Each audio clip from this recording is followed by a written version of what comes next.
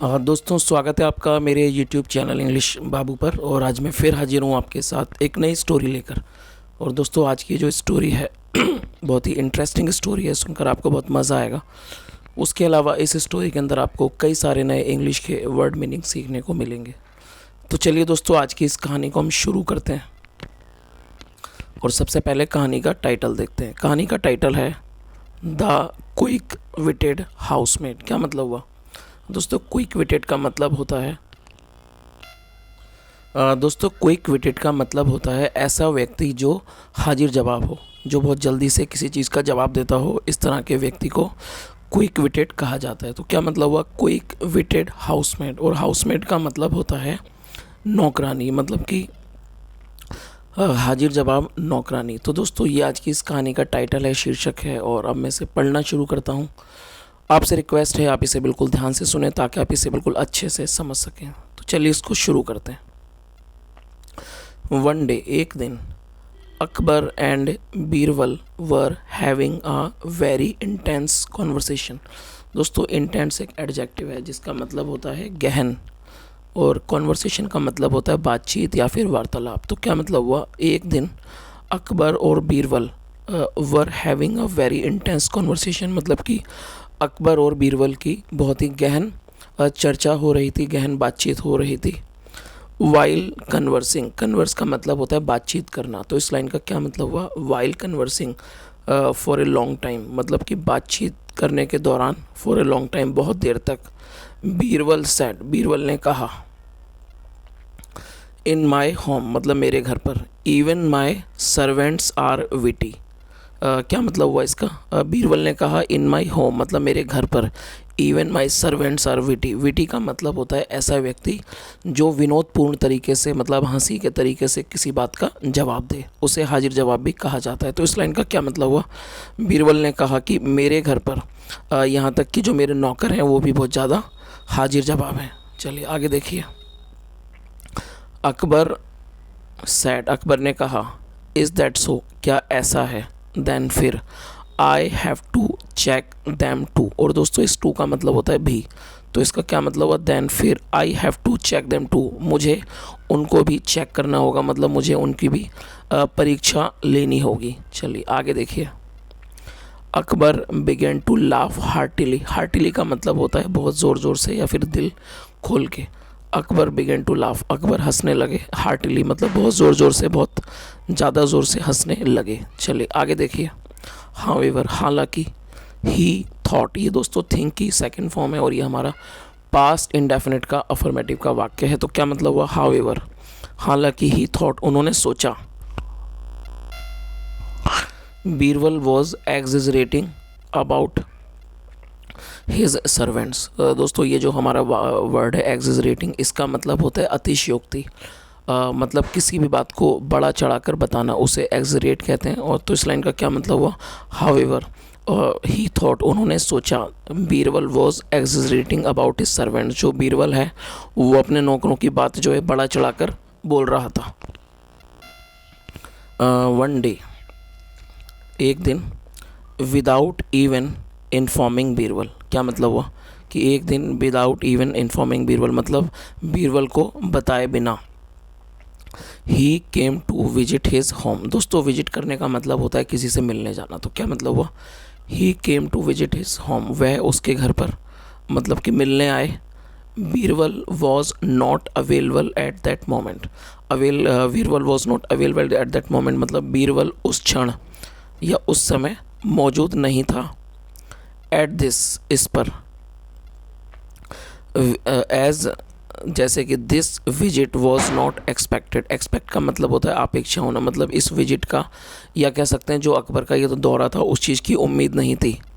The servants begin to arrange things quickly, और दोस्तों arrange करने का मतलब होता है सही से करना या फिर उनका प्रबंध करना, और ये बिगिन की सेकंड फॉर्म है। तो क्या मतलब हुआ? द सर्वेंट्स, जो नौकर थे, begin to arrange things quickly, वो जल्दी जल्दी चीज़ों को का प्रबंध करने लगे।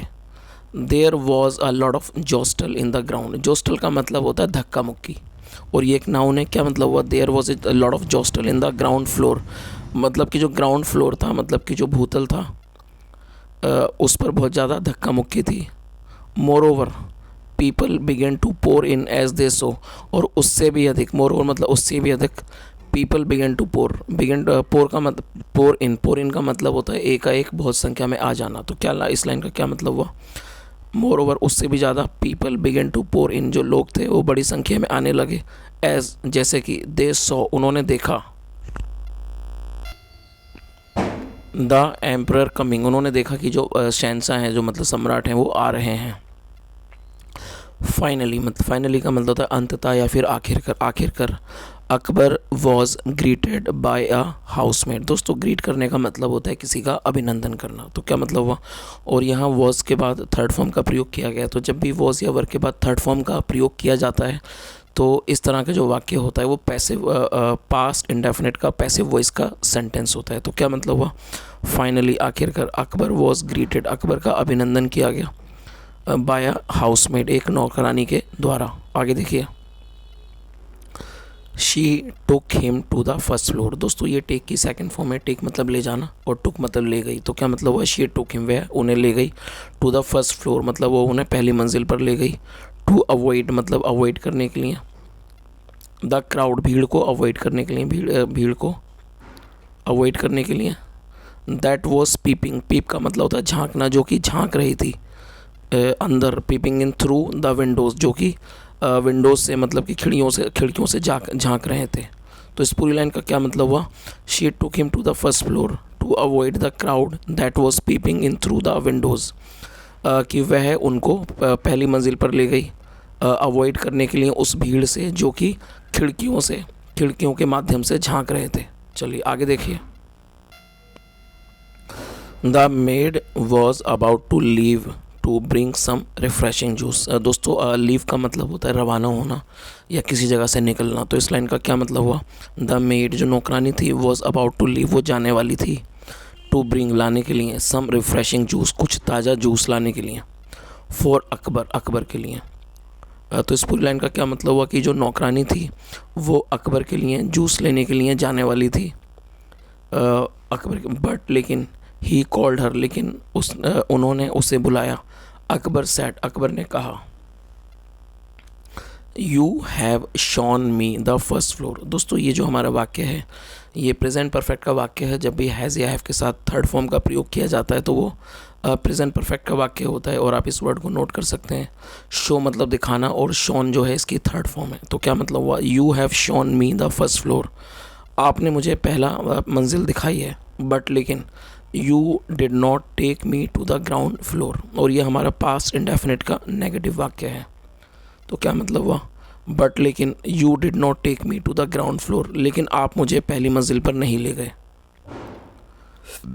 दोस्तों मैं आपसे माफ़ी चाहूँगा कि मेरा गला ख़राब है और शायद इस वजह से आवाज़ भी ठीक से नहीं निकल पा रही है। तो मैं कोशिश करूँगा कि जल्दी से मेरा गला ठीक हो जाए और मैं सही से हर वर्ड को सही से प्रोनाउंस कर पाऊँ। चलिए आगे देखिए, you could have shown me the ground floor first, और क्या मतलब हुआ? और दोस्तों कुड हैव का जो प्रयोग है वो पास्ट के लिए किया जाता है। तो इस लाइन का क्या मतलब हुआ? You could have shown me, आप मुझे दिखा सकती थी, द ग्राउंड फ्लोर फर्स्ट, पहले आप मुझे ग्राउंड फ्लोर मतलब पहली मंजिल दिखा सकती थी। द मेड रिप्लाइड, जो नौकरानी थी उसने जवाब दिया, जहाँ पना मतलब कि सम्राट या कह सकते हैं शहंशाह, to enter the first floor, enter मतलब प्रवेश करना, to enter the first floor मतलब पहली मंजिल पर प्रवेश करने के लिए। You have crossed the ground floor, आपने जो ग्राउंड फ्लोर है जो पहली मंजिल है उसको पार किया है। क्रॉस कर मतलब पार करना, हैव के साथ थर्ड फॉर्म प्रेजेंट परफेक्ट का वाक्य है। You have cross the ground floor, आपने ग्राउंड फ्लोर को पार किया है। एंड देन और फिर टेकन द स्टेयरकेस, और उसके बाद आपने सीढ़ियाँ ली हैं। स्टेयरकेस मतलब सीढ़ियाँ। देन फिर you must have had a glimpse, आपने अवश्य ही एक झलक देखी होगी, ऑफ द ग्राउंड फ्लोर, एक मतलब कि ग्राउंड फ्लोर की पहली मंजिल की। और दोस्तों ग्लिम्स का मतलब होता है झलक। If you still want to see it when you can visit it once more, क्या मतलब हुआ? दोस्तों स्टिल का मतलब होता है अभी भी या फिर भी, आप इस वर्ड को नोट कर सकते हैं। तो इस लाइन का क्या मतलब हुआ, इफ़ यदि you still want to see it, यदि आप उसे अभी भी देखना चाहते हो, देन फिर you can visit it once more, आप उसे दोबारा से विजिट कर सकते हो। वंस मोर मतलब एक बार फिर आप जा सकते हो, विजिट कर सकते हो। Akbar agreed to visit the ground floor, जो अकबर थे वो तैयार हो गए to visit the ground floor मतलब ग्राउंड फ्लोर पर जाने के लिए। एंड प्रेज्ड, और उन्होंने तारीफ़ की, द मेड उस नौकरानी की, फॉर हर विटी आंसर, उसकी हाजिर जवाबी के लिए। तो दोस्तों ये आज की एक छोटी सी कहानी थी, मैंने कोशिश की आपको हर वर्ड की मीनिंग बताने की।